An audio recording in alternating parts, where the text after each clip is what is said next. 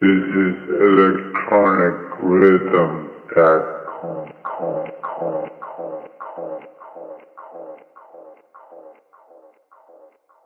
Welcome to the Underground Movement Show. Welcome. We're back with a new episode. I'm also here with Francesco Beaflore. Francesco, how you doing, brother? Hey, George. Everything good in Rome? It's really cool to be again with you. And this time we have Andrea with us, Naxacid from UK, London. Yes, hi Andrea, how you doing? I'm okay, thank you. How are you guys? Yeah, we're good, man. We appreciate it. We appreciate you coming on the show, and we're going to be able to hear a lot of your music and tell the fans what's going on and learn more about you. So you're the owner of Aconito Records? Aconito Records, yeah. Oh, okay, Yeah. okay. How long has the record label been around? Well, I started the project in 2007. I think the first record came out in 2008, though, because I had some preparation to do. It ran until 2017. Did many releases, both on digital and vinyl. I think it was 9 releases on vinyl and around 18 on digital from different artists, including Giorgio Gilli, Obtain, Violet Poison, Claudio PRC, Ness, Alessio Pili, Eka Kyle, Laura Kuroy, and many more as well. Very good artists on your label. Great roster. It's been a good run. Then 2017, for various problems, I had to pause it, but I'm thinking to restart it soon, so... Yeah. Of course, that's what life is, right? They throw you obstacles, you gotta do things, and then you're like, okay, I'm ready to go do other things. It happens, man. Well, it's not like we left, you took a little break. It happens. We appreciate it. Like the music too, atmospheric, dark techno. I like it when you start listening to the track, it draws you in. What do you want to show the people? What kind of world do you want to give them when you make music or put songs out? I mean, it's basically what I do is just what I want to do, the kind of techno I want to hear. So I make, sometimes I can't really find what I would like to listen to, and I make it myself. And it's I don't know, like a mix between techno and experimental music, I would say. And all the music I picked from other artists as well. It's just literally, I really loved it, and I decided to put it out. And it doesn't really have to be a specific genre, you know, but it's just music I like, basically. Are a lot into acid, as we spoke in our chats. Yeah, I've been. How were you born your love for acid? Because in London, acid is the capital. Yeah, I love the 303 mainly, and this is why I love acid. You know, The 303 is the roll up 303 sounds, you know, and but I try to make it slightly different than the classic acid, you know, and incorporate different genre and make it a bit more particular, more, if you want, it's an experiment with new kind of music. But yeah, I really love the sound of that bass line with the open resonance and closing cut off and make it modulate it. Yeah, I got myself a 303 in fact, and I'm playing along with this. Ah, nice. You had to invest, huh? I mean, like, yeah, I got the Cyclone. It sounds exactly the same, maybe even better because the circuits are newer compared. Yeah, exactly. So it sounds very crisp. I used to have one. I used to have a Cyclone. It's really cool. It's perfect. Sound really clean. And the perfect bass line as it sound we found in the 303. Yes, nice choice. I hear some of the music that filtered acid bass lines just deep, inviting, like a pumps. It's really good. It's very good. I really like the songs on your label. So you're based in UK. You grew up in UK or? No, I'm from Torino, Turin, in Italy, northwest Italy, next to Milan. Okay. It's an hour from Milan. But I moved in London like around 20 years ago. I came here mainly for music because I'm a sound engineer as well.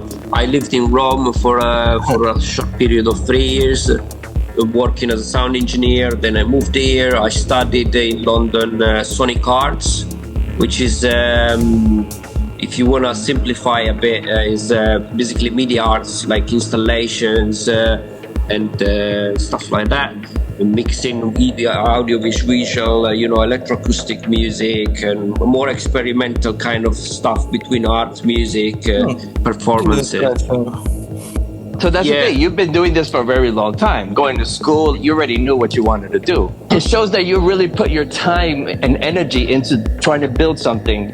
When you start a song, I know you said that you want to hear music that you like and you can't find it, so you make it. I totally agree. Sometimes you want to just hear music, but you can't find what to listen to because each one, we all have our own taste. Let's say you're going to start making a track. Do you have a concept in mind? Or how do you basically start the track?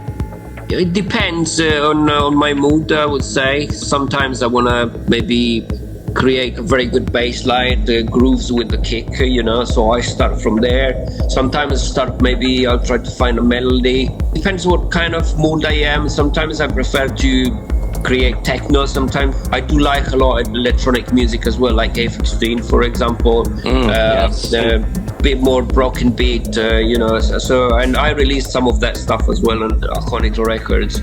And I just think this is more like a feeling at the time when I start. I want to create a techno track, a banging techno track, or I want to create an atmospheric techno track, or I want to create like something more for listening, or like more ambient. And then once I find the first couple of elements that are gonna be the key elements for the song, then I create everything on top to create the full atmosphere around the track, But it always starts from the bass line and the kick or the melody. Of course, that's great stuff for inspiring artists. Do you have anything coming up soon? So I've been struggling for the last few months because I'm planning to start again, as I said. So we've got some releases almost ready. It's about deciding what way to go forward. I've been a bit confused about the new market because I think that after COVID, the electronic music industry has completely changed, So compared to when I was releasing music myself, where the vinyls were actually selling. So like, for example, one of my best records, Marilia, sold 300 copies in 3 days. Wow. And I was completely like, it was insane because when they told me it was sold out after a couple of days, I was like, "What? No, you're kidding me! You're joking!" No, it's done. So we got 10 copies for you to keep, and that's it. Really. But so more. So you want to know, Andrea is a real vinyl only lover. I'm very picky when I buy records in general, and I try I learn because I spend a lot of money and I bought a lot of wrong records that I never played. I'm the same way, bro. I'm the same way. When I used to you start to get picky, especially because records are more. I used to pay €7 for a record. Now they are 14. Yeah, exactly. Yeah, of course. I know. In my days, you need to be selective, Right? So. No, in my days, if a track was like 3 minutes, but I'm like, yo, I gotta get this song. But I would just buy the record, I didn't care. Exactly. But then you leave, you're like $150. Like, oh shit, and I only got like 5-6 records, But and that was 3 minutes of music that you. Yeah, but not only that. So it was sweating. Like, mix it out quick. But you have to have that song. So I totally understand. I was about to buy the other day. When was it? Yesterday? No, was it yesterday or the day before yesterday? A record. I was about to spend €13 plus the 45 euros for shipping for one track. And I thought, maybe I'll wait. Yeah. But that's what it is nowadays. That's how picky we are. Because not only that, the library of music that we have to go through it, you don't want any records or songs that you don't want to use. You want to find the good ones to always. That's what you want to play. I used to buy lots of stuff that I also listen to, but now with the digital, you can play the music that you want to listen on Spotify. Or Right. MP3, and then they use the vinyl music just for playing out. Or for right, exactly. As a tool more than for music. I think a lot of the industry has changed that way as well, where like There is like, I mean, even the big labels, I don't think they're pressing 10,000 vinyls anymore. They're probably pressing 1,000, you know, and it's more for specific people than for everyone's, you know. So there's the new scene. I think it created this big gap between the people that are in the scene and they use the music for playing out or for their passion, and then people that listen to it. There's no gap anymore in between, you know. There is no I mean, maybe there are, but they're definitely less than they were before, because otherwise the vinyl sales wouldn't have dropped so much. Yeah. I mean, mostly just DJs are buying it. Some record collectors, sure, but a lot of them are just DJs, and you really have to be into it. We come from an era where that was our thing, where we went to the record store. That was our toy store. You got to test everything, and then you were able to play it out at the nightclubs. You were happy. The new generation might not see it that way. The reels of 50 seconds, they want more music, but honestly, they don't really listen to it. Right, it's the attention span. Yes. Yeah, it's about that, about being able to listen to a whole track or not. Right. Yeah, it's that, like one time, like last year, I played in Turin for a Christmas party, and me and my brother were doing 3 hours back to back. The club was going up to, I think, 5 or 5 a.m. or something like that. And we played from 11 to 2:30. And we created, like, we started the set, we were playing not very fast, like maybe maximum 130 BPM. The people after started playing 150, and like the club, like literally, like the dance floor literally was empty after. Right. Yes. Because we created a transition, a story. A mood, you right, know, the environment. People come after and they just bam, bam, bam. They break all the situation you create, because people have expectation, especially when you change the style of music so quickly. Like they don't expect what's coming, you know, and they just leave. Yeah, too much of a change, like a jerk reaction. Yeah. I've got this new tracks. It's a bit different than what we were doing before with Aconito. I think the label needs a bit of rebranding, so I'm still thinking a bit more about the kind of sound that I want to put out. It's still gonna be maybe a little bit atmospheric. No, I wouldn't say atmospheric. I would say more hypnotic kind of techno, you know. But I want to make stuff slightly different than I was before, like a bit less ambient related, but more towards techno, so more for the dance floor. There will be releases with more like not acoustic, but like listening music. Right. But yeah, at this point, I am looking for distribution for the label, and I'm thinking if to start just with digital or to still do vinyls. Obviously, as I said, the vinyl sales are completely different than before, so and the cost as well to print has increased a lot compared to when I was pressing, which was a very big surprise. So and the time are really long.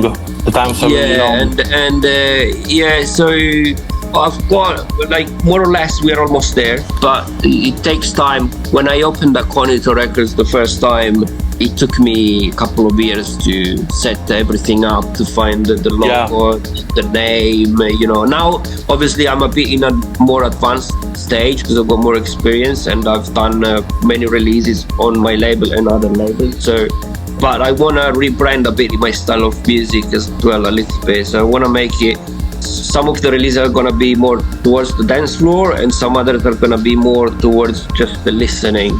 Well, the plan is to keep the roster of the artists a bit smaller instead of releasing people from everywhere. So I'm gonna create like a roster of people, still in progress. But I've got few names that I don't want to mention yet because I'm not sure. No, of course not. Everything you're telling us, we're like, you're ready to do that, you know? No, you're getting us excited. I know you got to keep it on the wraps. You don't want to put everything out, of course, because you want to give a great presentation. That's what someone that wants to do the job right does. Make sure all the details are there. We appreciate all that. Are we gonna have any of maybe not the new music, but the style you're talking about in the mix coming up? Yeah, I've played the only one track I'm gonna play. Nice.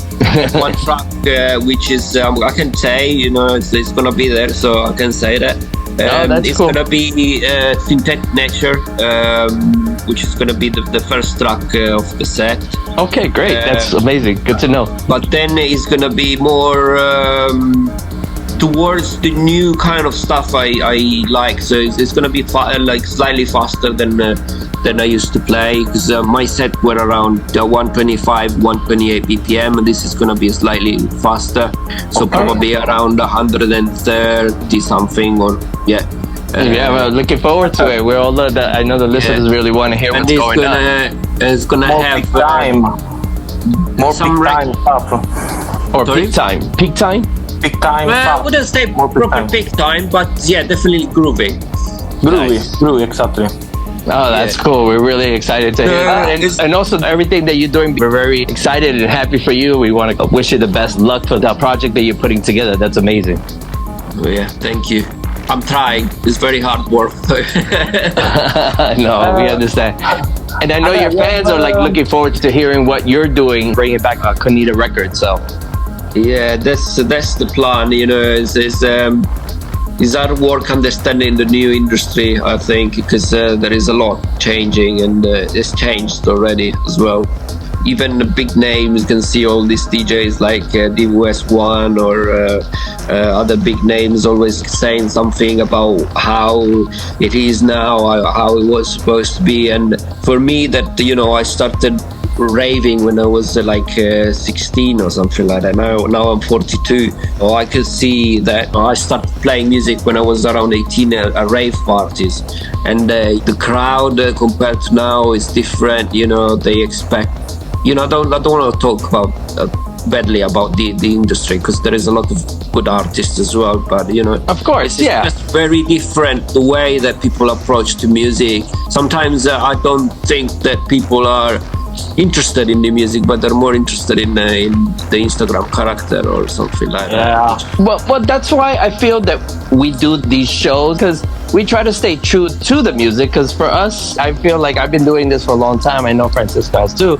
The same way, we love it so much that we want to show the music is so powerful that once you see the people that are behind it, that really stand together with it, they see something and they want to give something out to the world, and you're part of that, and we appreciate that. And that's why we do these podcast series on our own, to show people of that. So yeah, just keep up what you're doing. I like that it isn't just dance music techno. You're also going to have some more listening techno, which I think techno now is like a genre that it isn't just about dance. It's about sitting there listening. You could sit and listen to a really good dance track, but you could also sit and listen to a nice electronic Aphex Twin style track, experimental, because it takes your mind somewhere. It takes you away. It gives you an emotion that's what you're looking for.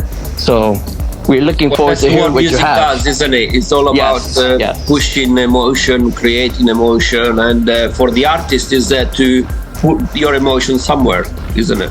Right. It's like your heart is in it. You put your heart in it, and you kind of show the world, this is what I believe music should be. And there are people out there that are like, we'll see that. And I think the Instagram thing, would it go away? We don't know. But I know that true people that love this music, they're still there. They're still listening to all of this. So got to push forward, right? Yeah, that's what you need to do. Yeah, exactly. Well, man, Andrea, we appreciate you being on the show. We can't wait to hear your mix and put it out for the world to hear. And I'm going to have your links, and they can keep up to date with you to see whenever you're ready to put out your new records. Of course. All right. Thank you so much, man. Thank you for inviting me on. Of course, man. I appreciate it, man. Take care. Take care. Bye-bye. Bye. This is electronic rhythm that